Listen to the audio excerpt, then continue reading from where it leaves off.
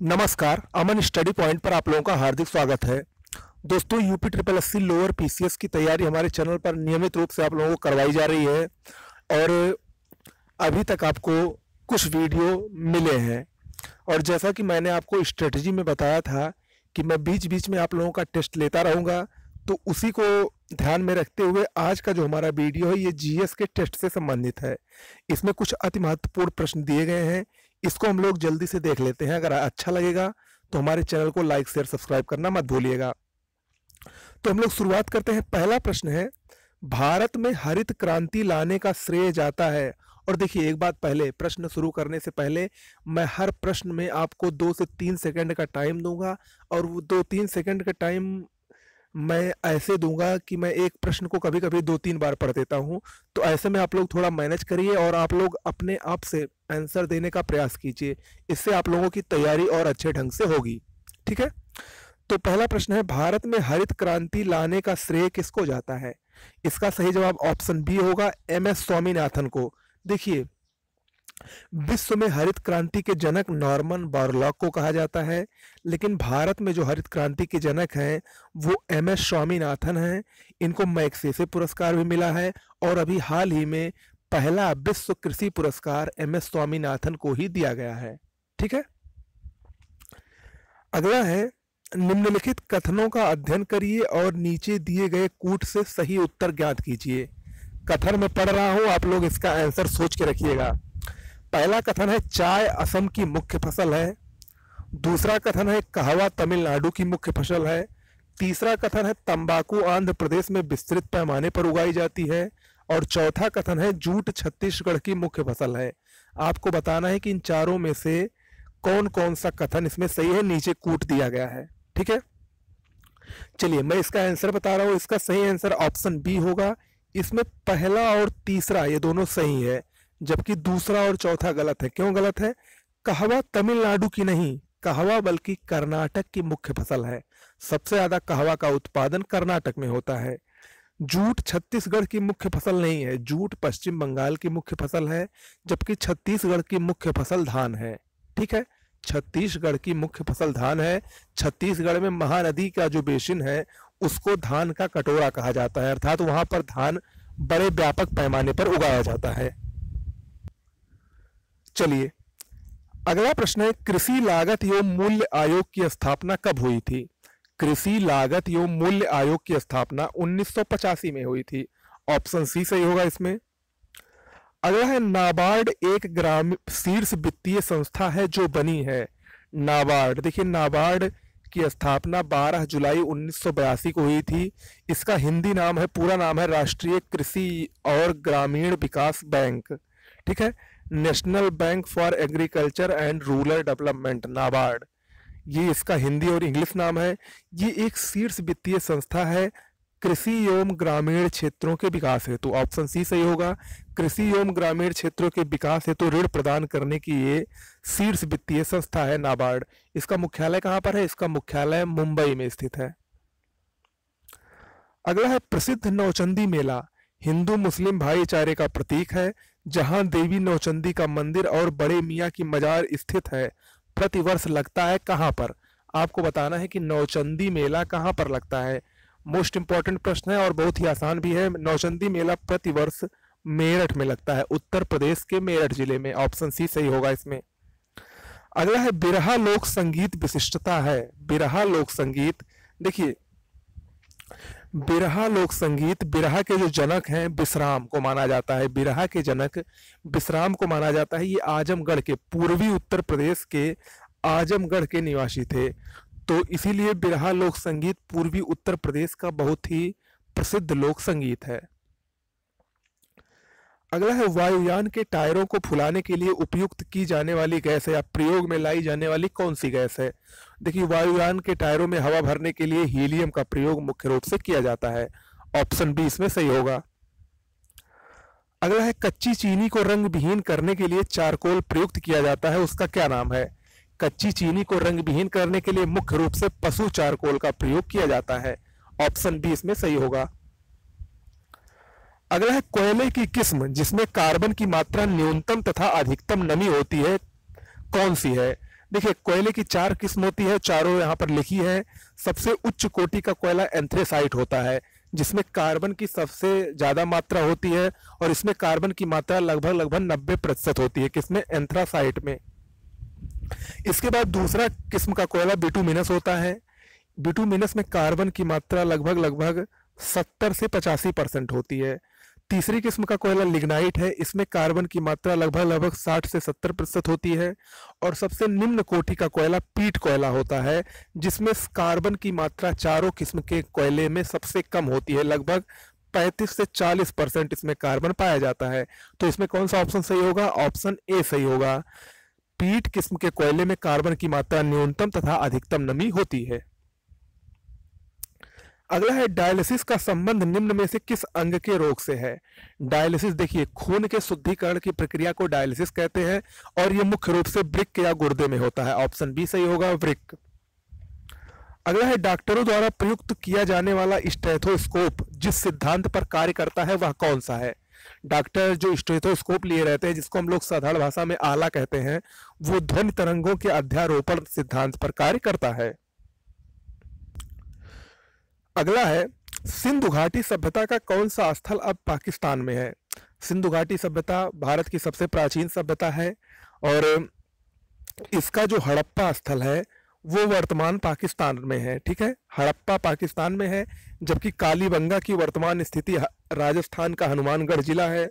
लोथल की वर्तमान स्थिति गुजरात राज्य में है, और आलमगीरपुर ये सिंधु सभ्यता का सबसे पूर्वी स्थल था। इसकी स्थिति है मेरठ, आलमगीरपुर मेरठ में है। ठीक है, उत्तर प्रदेश के मेरठ जिले में। अगला है प्राचीन भारत में किस वंश का शासनकाल स्वर्ण युग कहा जाता है? देखिए प्राचीन भारत में गुप्त साम्राज्य को स्वर्ण युग कहा जाता था। ऐसा क्यों कहा जाता था? क्योंकि इस समय में गुप्त साम्राज्य में, गुप्त शासनकाल में साहित्य विज्ञान के क्षेत्र में बहुत ही उत्कृष्टता आई थी। इसके अलावा इसका शासनकाल सबसे श्रेष्ठतम शासनकाल था। आर्थिक समृद्धि थी इस शासनकाल में, धार्मिक सहिष्णुता थी, राजनीतिक एकता जैसी विशेषताएं इस शासनकाल में प्रमुख रूप से पाए जाने के कारण ही गुप्त साम्राज्य को स्वर्ण युग कहा जाता था। ठीक है, ऑप्शन सी इसमें सही होगा। अगला है तुलसीदास किसके समकालीन थे? बहुत ही अच्छा प्रश्न है, काफी बार परीक्षाओं में आया है। देखिए तुलसीदास का जन्म लगभग 1532 ईस्वी में हुआ था। 1532 ईस्वी में हुआ था, और ये अकबर और जहांगीर के समकालीन थे, क्योंकि अकबर 1542 से 1605 तक और जहांगीर 1569 से 1627 तक इनका काल था। तो ये अकबर और जहांगीर दोनों के समकालीन थे तुलसीदास। ठीक है, अगला है मुगल शासन में मीर बख्शी का कर्तव्य क्या था? मुगल शासन में मीर बख्शी आय व्यय का लेखा रखने वाला प्रमुख अधिकारी होता था, और इसके पास दीवाने अर्ज जो कि एक प्रमुख सैन्य विभाग था, उसका भी कार्यकाल होता था। ठीक है, तो मीर बख्शी का मुख्य कार्य था आय व्यय का लेखा रखना। ऑप्शन बी इसमें सही होगा। अगला है भारत में प्रथम मकबरा जो शुद्ध इस्लामी शैली में निर्मित हुआ, उसका क्या नाम था?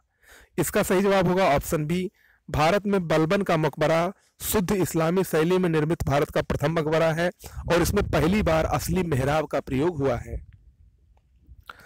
अगला है किस वायसराय की हत्या अंडमान निकोबार द्वीप समूह में जब वे भ्रमण पर थे एक दंडित अपराधी द्वारा की गई थी? देखिए ये वायसराय थे भारत के लॉर्ड मेयो। ऑप्शन सी सही होगा। इनका वायसराय काल था 1969 से 72 तक, और इनकी हत्या वायसराय 1972 में अंडमान निकोबार द्वीप समूह में जब ये भ्रमण करने गए थे तो एक दंडित अपराधी ने की थी। इनके शासनकाल में एक प्रमुख कार्य हुआ था 1869 से 72 तक थे, 1900 हो गया है। इनके शासनकाल में एक प्रमुख कार्य हुआ था 1872 में भारत में जनगणना की सर्वप्रथम शुरुआत हुई थी। तो भारत में सर्वप्रथम जनगणना की शुरुआत कब हुई थी? लॉर्ड मेयो के काल में, 1872 में। अगला है राष्ट्रीय आंदोलन की निम्नलिखित घटनाएं हैं। देखिए राष्ट्रीय आंदोलन से संबंधित 4 घटनाएं दी गई है: चंपारण सत्याग्रह, असहयोग आंदोलन, भारत छोड़ो आंदोलन और डांडी मार्च। इनका सही कालानुक्रम आपको बताना है कि एक कालानुक्रम के अनुसार ये इनमें से पहले, सबसे पहले कौन घटना घटी, उसके बाद सबसे बाद में, ऐसे आपको लगाना है। नीचे 4 कूट दिए गए हैं, सोच के बताइए। आपके पास 4 से 5 सेकंड का समय है। चलिए उम्मीद करते हैं कि आप लोगों ने इसका जवाब सोच लिया होगा। इसका सही जवाब होगा ऑप्शन ए, 1, 2, 4, 3 यानी सबसे पहले चंपारण सत्याग्रह हुआ, कब हुआ? 1917 में। इसके बाद असहयोग आंदोलन कब हुआ? 1922 में। इसके बाद डांडी मार्च हुआ, कब हुआ? 1930 में। डांडी मार्च में ही सविनय अवज्ञा आंदोलन था। इसके बाद भारत छोड़ो आंदोलन सबसे लास्ट में 1942 में हुआ। ठीक है, तो इसका ऑप्शन ए सही कालानुक्रम होगा। अगला है, कोई विधेयक धन विधेयक है या नहीं, निर्णित किया जाता है किसके द्वारा? देखिए, अनुच्छेद 110 में संविधान के अनुच्छेद 110 में धन विधेयक का वर्णन है। कोई भी विधेयक धन विधेयक है या नहीं, इसका निर्णय लोकसभा अध्यक्ष द्वारा किया जाता है। ऑप्शन बी सही होगा, लोकसभा अध्यक्ष। अगला है, निम्नलिखित में से कौन जनता द्वारा प्रत्यक्ष रूप से निर्वाचित किया जाता है? इन चारों में से आप लोग देख रहे होंगे, इनमें जो ऑप्शन सी है ग्राम प्रधान, ये जनता द्वारा प्रत्यक्ष रूप से निर्वाचित होता है और बाकी शेष का अप्रत्यक्ष रूप से निर्वाचन किया जाता है। इसमें देखिए, जिला पंचायत अध्यक्ष जो है ये जिला पंचायत सदस्यों द्वारा, क्षेत्र प्रमुख क्षेत्र पंचायत सदस्यों द्वारा और सरपंच को भी चुनाव अप्रत्यक्ष रूप से किया जाता है। ठीक है, चलिए अगला है, भारतीय संविधान का छुआछूत उन्मूलन से संबंधित अनुच्छेद कौन सा है? ये भारतीय संविधान का छुआछूत उन्मूलन या अस्पृश्यता का अंत अनुच्छेद 17 में वर्णित है। ऑप्शन सी सही होगा, ये भारत के मूल अधिकार से संबंधित है। अगला है, कर्क रेखा नहीं गुजरती है। देखिए, कर्क रेखा क्या होती है? कर्क रेखा पृथ्वी पर अक्षांश रेखाएं जिनको एक विशेष नाम दिया गया है, जैसे 0 डिग्री अक्षांश को हम लोग भूमध्य रेखा कहते हैं या विषुवत रेखा कहते हैं, ऐसे 23.5 डिग्री उत्तरी अक्षांश को 23.5 डिग्री उत्तरी अक्षांश को कर्क रेखा और 23.5 डिग्री दक्षिणी अक्षांश को मकर रेखा कहा जाता है। तो कर्क रेखा इन चारों में से ईरान से नहीं गुजरती है, ध्यान रखिएगा। ऑप्शन सी सही होगा, ईरान। कर्क रेखा से गुजरने वाले प्रमुख देश कौन कौन से हैं? देखिए, कर्क रेखा हवाई द्वीप से, इसके अलावा मेक्सिको से, बहामास से, पश्चिमी सहारा से, मौली से, अल्जीरिया से, नाइजर से, चाड से, लीबिया से, मिस्र से, सऊदी अरब से, संयुक्त अरब अमीरात से, भारत से, बांग्लादेश से, म्यांमार से, चीन से और ताइवान से गुजरती है। ठीक है, तो कर्क रेखा ईरान से नहीं गुजरती है, ध्यान रखिएगा। अगला है, कुदानकुलम आणविक शक्ति परियोजना अवस्थित है। कुदानकुलम या कुडनकुलम ये आणविक शक्ति परियोजना भारत के तमिलनाडु राज्य में स्थित है। ऑप्शन डी इसमें सही होगा। अगला है, निम्नलिखित में से कौन सा एक भारतीय रिजर्व बैंक का कार्य नहीं है? इन चारों में से भारतीय रिजर्व बैंक का प्रमुख कार्य राजकोषीय घाटे पर नियंत्रण नहीं है। देखिए, राजकोषीय घाटे पर नियंत्रण ये आरबीआई का कार्य ना होकर राज्य और केंद्र सरकारों का प्रमुख कार्य है।